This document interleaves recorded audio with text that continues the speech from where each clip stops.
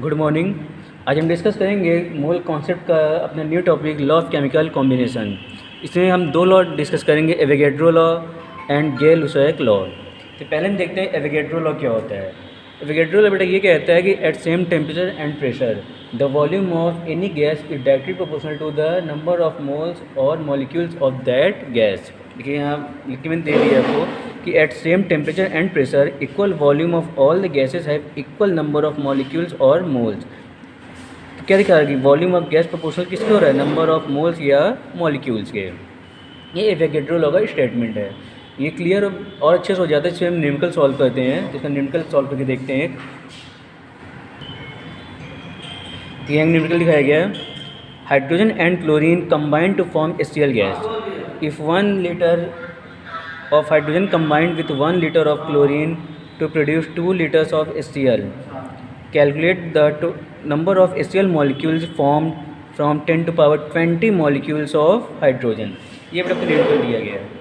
इसका पहले रिएक्शन लिख लो। तो H2 + Cl2 2HCl हो जाएगा। ठीक है, अब देखिए अगर ये वॉल्यूम है तो किसके प्रोपोर्शनल होगा, उसके नंबर ऑफ मोल्स के। ये आपने अभी देखा एवोगैड्रो लॉ क्या कहता है कि किसी भी स्पीसीज़ का जो वॉल्यूम होता है किसके प्रोपोर्शनल होता है, उसके नंबर ऑफ मोल्स या उसके मॉलिक्यूल्स के। सिमिलरली यहाँ देखिए नंबर ऑफ मोल्स क्या दिखाया, n दिखाया जा रहा है, तो इसके मॉलिक्यूल्स कितने आ रहे हैं 10 to power 20।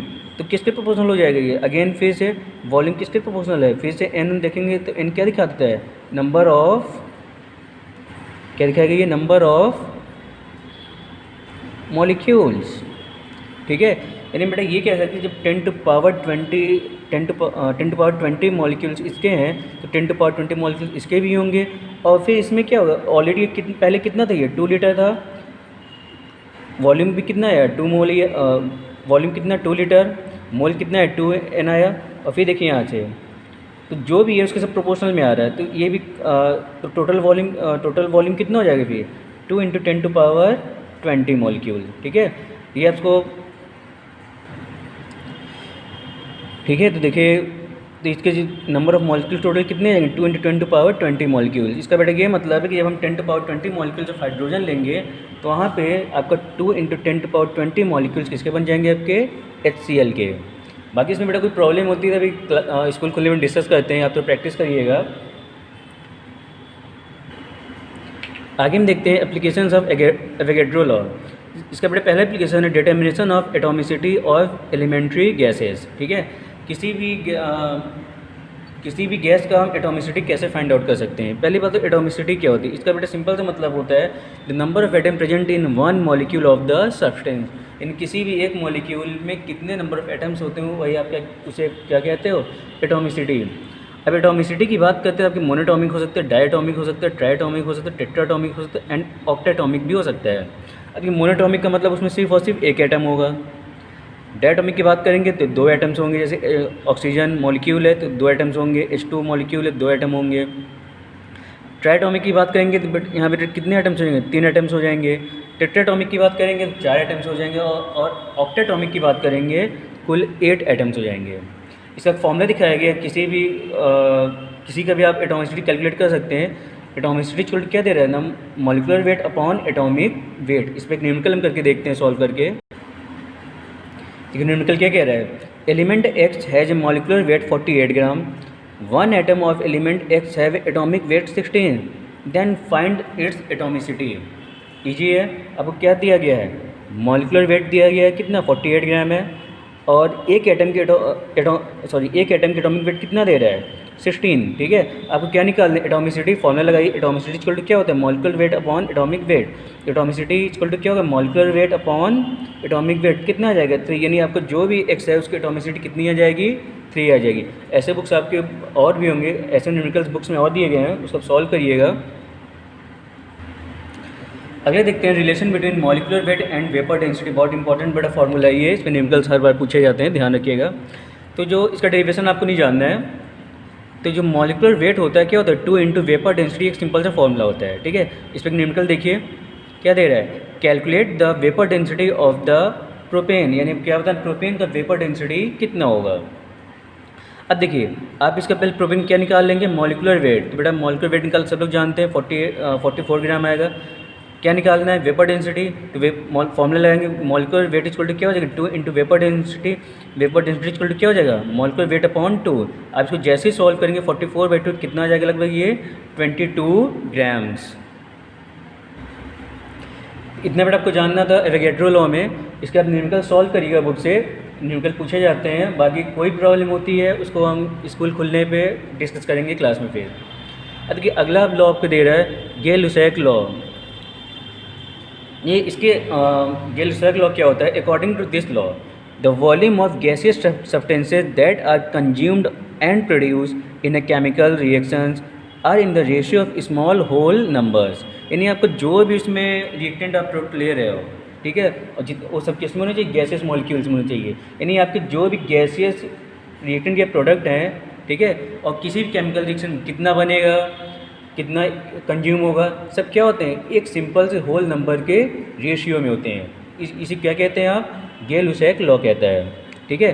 खास बात इसमें आप ध्यान रखिएगा जो गे-लुसैक लॉ होता है ये सिर्फ और सिर्फ हम कंसिडर करते हैं गैसियस रिएक्टेंट और प्रोडक्ट के लिए। कभी भी ये सॉलिड या लिक्विड के लिए हम एप्लीकेबल नहीं करते हैं, क्योंकि बेटा सॉलिड या लिक्विड केस में हम जनरली हम वॉल्यूम क्या मान लेते हैं, 0 मान लेते हैं, ठीक है।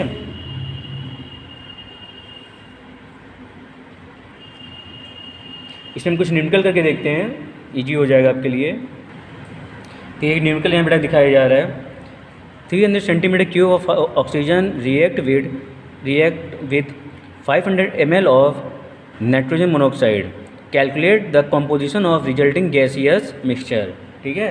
अब देखिए इसमें पहले इसका हम रिएक्शन लिख लें। पहले स्टेप क्या होगा, इसका रिएक्शन लिखिए। अब रिएक्शन लिखेंगे क्या होगा, देखिए NO प्लस क्या लेंगे आप, ऑक्सीजन, क्या कन्वर्ट होगा प्रोडक्ट में ये 2NO2, ठीक है। अब बैलेंस कर लीजिए, बैलेंस हो गया ये, अब 2 का मल्टीप्लाई कर लीजिए। अब यहाँ से बड़े ध्यान से देखा जाए तो अगर इसके लेट किया हमने, इसका कितना मान लो 2 वॉल्यूम है, ठीक है। इसके कितने हैं 1 वॉल्यूम है, और उसको फिर कितने हो जा रहे हैं, फिर से 2 वॉल्यूम हो जा रहा है, ठीक है। अब यहाँ ध्यान से बेटा देखो, अब अगर हम देखते हैं यहाँ से हमारा NO का 2 वॉल्यूम है तो ऑक्सीजन कितना वॉल्यूम है, 1 वॉल्यूम है, फिर है कि नहीं है। अगर इसका हम 1 वॉल्यूम कर दें तो इसका फिर ऑक्सीजन कितना वॉल्यूम हो जाएगा, 1/2 ऑक्सीजन वॉल्यूम हो जाएगा, ठीक है। कितने के लिए आपसे पूछा गया है, 500 ml ऑफ NO के लिए पूछा गया है। तो 500 ml पे कितना हो जाएगा फिर ये 1/2 इंटू कितना हो जाएगा ये 500, कैंसिल कर कितना आ गया ये 250 ml आ गया, ठीक है। यानी बेटा इसका ये मतलब है कि उस रिएक्शन में आपका 250 ml क्या हुआ है, ऑक्सीजन रिएक्ट कर गया है। तो रिमेनिंग कितनी ऑक्सीजन बचेगी फिर आपके पास, देयरफॉर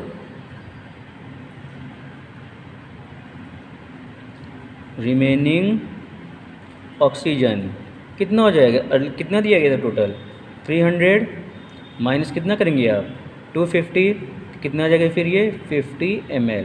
यानी आपको एक का कंपोजिशन पता चल गया रिएक्शन में कि ऑक्सीजन जो होगा कितना होगा, वो 50 ml होगा।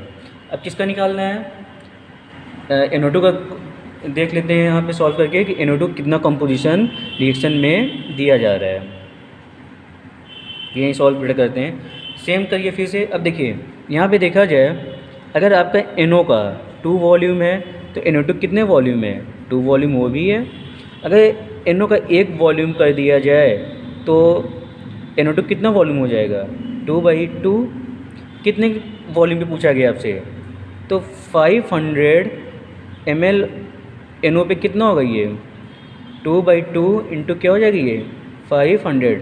आप तो सॉल्व कर दीजिए, कितना आएगा ये 500 ml आ गया, ठीक है। यानी जो NO2 का वॉल्यूम आएगा कितना आएगा, ये 500 ml आएगा। यानी बेटा कह सकते हैं कि कंपोजिशन की बात करते हैं तो NO है रिएक्शन में, ऑक्सीजन रिएक्शन में, और आपका NO2 है रिएक्शन में, ठीक है। इसका कितना कंपोजिशन है 500 ml, इसका कितना कंपोजिशन है 50 ml। इसका कितना होगा 0, कि पूरा क्या कर गया, रिएक्ट कर गया। तो इसके कितने ml हैं 0 ml। ये आपका बेटा क्या आ गया, आंसर आ गया। ठीक है, इस पर एक न्यूमेरिकल और हम डिस्कस करते हैं। इसमें क्या कह रहा है, what volume of carbon dioxide is produce if 40 ml of ethane is burn in the presence of oxygen and what volume of oxygen is required. ठीक है, आपको क्या निकालना है कि कितना CO2 प्रोड्यूस होगा और कितना ऑक्सीजन रिएक्शन में रिएक्ट करेगा। देखिए पहला स्टेप क्या होना चाहिए, इसका रिएक्शन लिख लो आप। रिएक्शन लिखेंगे क्या आएगा, ये देखिए इथेन C2H6 प्लस क्या करेंगे आप O2, प्रोडक्ट में क्या आएगा ये CO2 प्लस H2O। इसको आप बैलेंस कर लीजिए। अब बैलेंस बेटा जैसे ही करते हो तो ये आएगा यहाँ पे 2 7 4 एंड 6, ये आपके बैलेंस हो गया।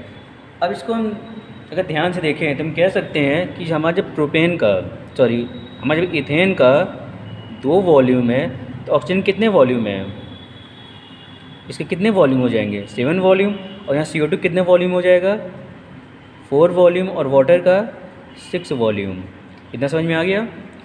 अब बेटा यहाँ ध्यान से देखो, हमें किसका दिया है, 40 ml क्या दिया गया है, इथेन। यानी इथेन को देख लें और कार्बन डाइऑक्साइड के लिए पहला देखते हैं। ठीक है, तो हम बेटा ये कह सकते हैं कि जब आपका 2 वॉल्यूम किसका है, इथेन का, तो CO2 कितना प्रोड्यूस हो रहा है, 4 वॉल्यूम। ठीक है, अगर ये 1 वॉल्यूम होता तो कितना प्रोड्यूस होता ये, फिर 4/2 वॉल्यूम। ठीक है, कितने ml पूछा गया आपसे ये, तो 40 ml कितना प्रोड्यूस कर देगा ये, 4/2 इंटू 40। ठीक है, अब इसको जैसे सॉल्व करते हैं कितना आ जाएगा ये, 80 ml। यानी इसमें इस रिएक्शन में आप जब 40 ml इथेन लेंगे तो 80 ml आपको क्या देगा, कार्बन डाइऑक्साइड देगा। ठीक है, अब क्या पूछा गया है, ऑक्सीजन का रिक्वायरमेंट देख लेते हैं, इसको यहीं सॉल्व करते हैं। ठीक है, ऑक्सीजन में देखा जाए, ऑक्सीजन में तो बेटा यहाँ देखा जाएगा 2 वॉल्यूम आपका क्या है, इथेन, तो ऑक्सीजन भी कितना दे रहा है वो, 7 वॉल्यूम दे रहा है। अगर ये 1 वॉल्यूम होता है यानी 1 लीटर होता, कितना होता फिर ये 7/2 लीटर होता या वॉल्यूम।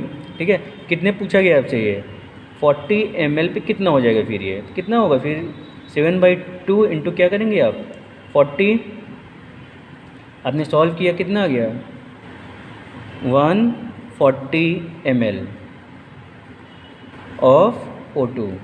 ठीक है, यानी इस रिएक्शन को कराने के लिए जब आप 40 ml इथेन लेते हैं तो इस रिएक्शन को कंप्लीट करने के लिए हमें कितना चाहिए, 140 ml क्या चाहिए, ऑक्सीजन चाहिए। और 40 ml से कितना आपका CO2 प्रोड्यूस हो जाएगा, 80 ml ऑफ CO2 प्रोड्यूस। ठीक है, इसके कुछ और न्यूमेरिकल आप सॉल्व करिएगा बुक से, इंपॉर्टेंट होते हैं। बाकी बेटा कोई प्रॉब्लम होती है स्कूल खुलने पे उसको हम डिस्कस करेंगे।